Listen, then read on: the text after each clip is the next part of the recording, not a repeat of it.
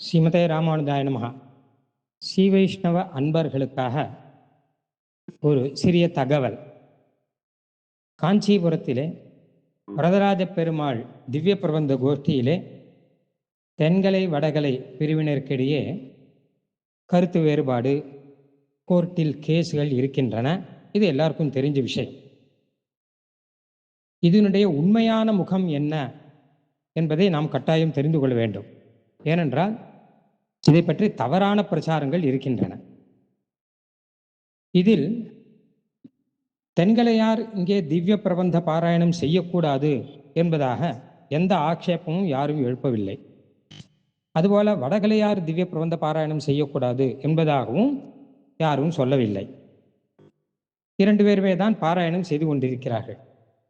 இவர்கள் பாராயணத்தை தடுப்பது என்றோ அவர்கள் பாராயணத்தை தடுப்பது என்றோ இங்க பிரச்சனையே இல்லை. பிரச்சனை என்ன என்றால், சுவாமி தேசிகன் அருளி செய்த திவ்ய பிரபந்தம் தமிழ் பாசுரங்களை பாடுவதா கூடாதா என்பதில். சுவாமி தேசிகன் காஞ்சிபுரத்தை சேர்ந்தவர். காஞ்சிபுரம் அவதார ஸ்தலம் அவருக்கு. அங்கே தேவப்பெருமாள் விஷயமாக 6 தமிழ் பிரபந்தங்கள் அருளி செய்திருக்கிறார். மெய்விரத மான்மியம், அடைக்கல 10, அர்த்த பஞ்சகம், ஸ்ரீ வைஷ்ணவ தினசரி, திருச்சின்ன மாலை, 12 நாமம் என்பதாக வரதராஜ பெருமாள் விஷயமாக இத்தனை தமிழ் பாசுரங்கள் அருளி செய்தவர் வேறு யாரும் கிடையாது. நமக்கு நன்னா தெரியும். இந்த தமிழ் பாசுரங்களை இங்கு பெருமாள் சந்நிதியில் விண்ணப்பம் செய்ய வேண்டும் என்பது தேசிக பக்தர்களான வடகலையாருடைய ஒரு ஆசை. அது இங்கே பெருமாள் சந்நிதியில் அவர் அருளி செய்தது அவருடைய க்ஷேத்திரம். அந்த பெருமாள் விஷயமானது அதை சொல்லலாமே என்பதாக. சுவாமி தேசிகனை பொறுத்தவரை காஞ்சிபுரத்தில் திவ்ய பிரபந்த பாராயணத்தை நடத்தினவர் அவர். முன்னொரு சமயம் சைவர்கள் இதை தடுத்தார்கள். அப்போ சைவர்களோடு வாதம் செய்து தமிழ் மொழியினுடைய சிறப்பை நிலைநாட்டி காஞ்சிபுரத்திலே ராஜவீதியிலே திவ்ய பிரபந்த சேவா காலம் தொடர்ந்து நடக்கும்படி ஏற்பாடு செய்தவர் சுவாமி தேசிகன் என்று ஒரு ஐதிஹ்யம் மிகவும் பிரசித்தமானது. அதை குறிப்பதற்காக இன்றும் இரட்டை திருச்சின்னங்கள் எல்லாம் உண்டு. காஞ்சிபுரத்தில் எழுந்துள்ள ஸ்ரீ பிரதிவாதி பயங்கரம் சுவாமி கூட இந்த சரித்திரத்தை சாதித்திருக்கிறார். திவ்ய பிரபந்த சேவா காலம் காஞ்சிபுரத்தில் நடப்பதற்கு காரணமே அவர்தான். அந்த பெருமாளை பற்றி அவர் 6 பிரபந்தங்கள் அருளி செய்திருக்கிறார் தமிழில். அந்த 6 பிரபந்தங்களை அந்த பெருமாளிடம் விண்ணப்பம் செய்ய வேண்டும் என்று ஆசை. இதை எல்லாரும் சேர்ந்து செய்யலாமே என்றுதான் இவர்கள் கேட்கிறார்கள். அது மட்டுமல்ல, தேசிகன் தான் தமிழினுடைய மேன்மையை ஸ்தாபித்தவர். ஸ்ரீரங்கத்திலே தமிழ் பிரபந்தத்தை நிலைநாட்டியவர். பாதுகாசாஸ்திரத்திலே தமிழ் செம்மொழி என்று சாதித்தவர். தாத்பரிய ரத்னாவளியிலே தமிழுடைய சிறப்பை சாதித்தவர். திருவாய்மொழி உற்சவத்தை நடத்தி வைத்தவர். பல பெருமைகள் உண்டு.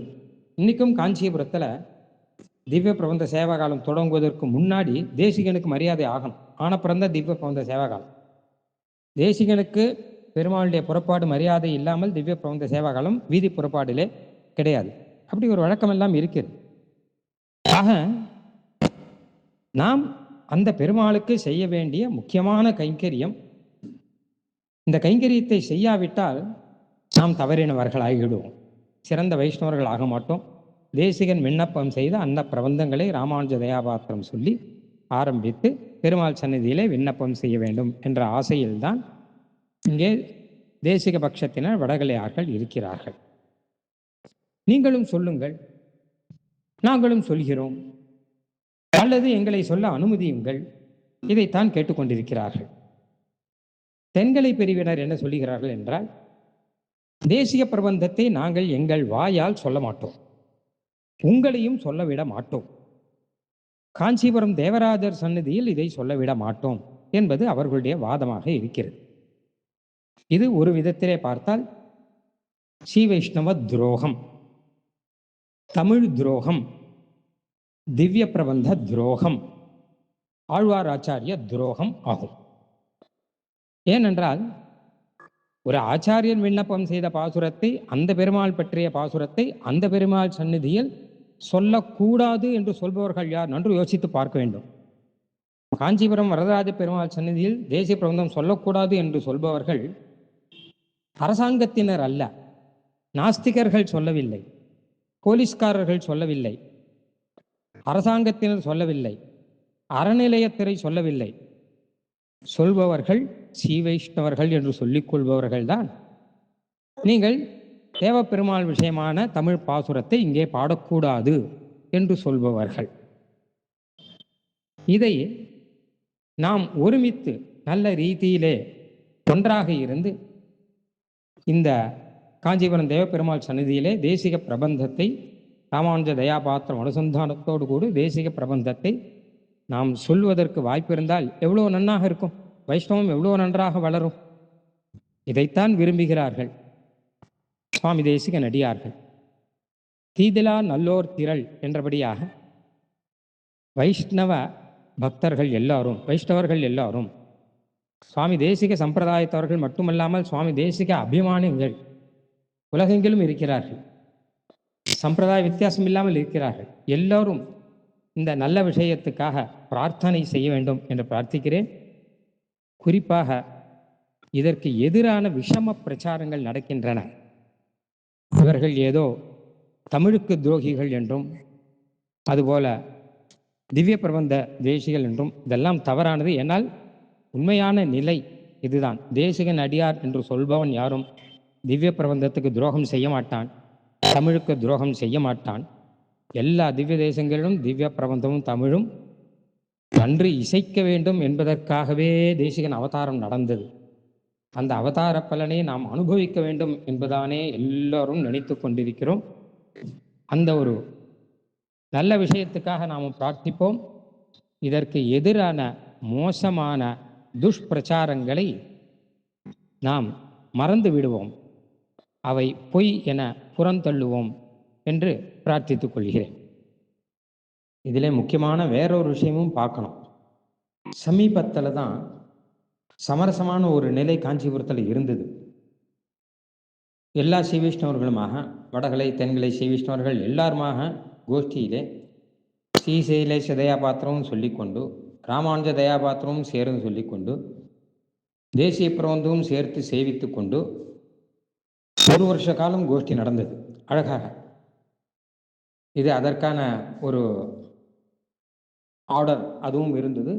அந்த ஆர்டர் படி ஒரு ஒற்றுமையுடன் கூட கோஷ்டி நடந்து கொண்டிருந்த காலம் என்பது என்னைக்கோ முன்னாடியெல்லாம் இல்லை, இப்போ ஒரு 3-4 வருஷம் முன்னாடி கூட இந்த மாதிரி கோஷ்டி நடந்து கொண்டு தான் இருந்தது. ஆனால் அதற்கு குந்தகம் விளைக்கும் ரீதியில் மேற்கொண்டு காரியங்கள் நடந்தன என்பது உண்மை. ஆகையினாலே அந்த ரீதி ஏன் தொடரக்கூடாது என்கிற ஒரு கேள்வியும் இருக்கிறது. ஆக இப்போது நடக்கும் சர்ச்சை என்பது, வாத பிரதிவாதம் என்பது, யார் திவ்ய பிரபந்தம் சேவிக்கலாம் யார் சேவிக்கக்கூடாது என்பது பற்றி கிடையாது.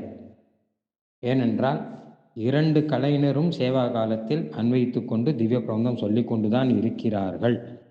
அதில் எந்த குறையும் கிடையாது. பின்ன என்ன பிரச்சனை என்றால், ராமானுஜ தயாபாத்திரம் சொல்லி தேசிக பிரபந்தத்தை சேவிக்க கூடாது, சேவிக்க விடமாட்டோம் என்று ஒரு பட்சம் நடக்கிறது. அதை சேவிக்க வேண்டும், பெருமாள் சந்நிதியிலே தேசிகன் அருளி செய்ததை சேவிக்க வேண்டும், அந்த ஒரு பாக்கியம் நமக்கு வேணும் என்பதாக ஸ்ரீ தேசிக பக்தர்களின் பட்சமாக இருக்கிறது. இதுதான் உண்மை நிலை. இந்த உண்மை நிலையை மறைத்து பொய்யான ரீதியில் சிலர் புரிந்து கொள்வதும் பொய்யான ரீதியில் பிரச்சாரம் செய்வதும் மிகவும் அபாயகரமானது வைஷ்ணவத்துக்கு என்பதை நாம் உணர வேண்டும்.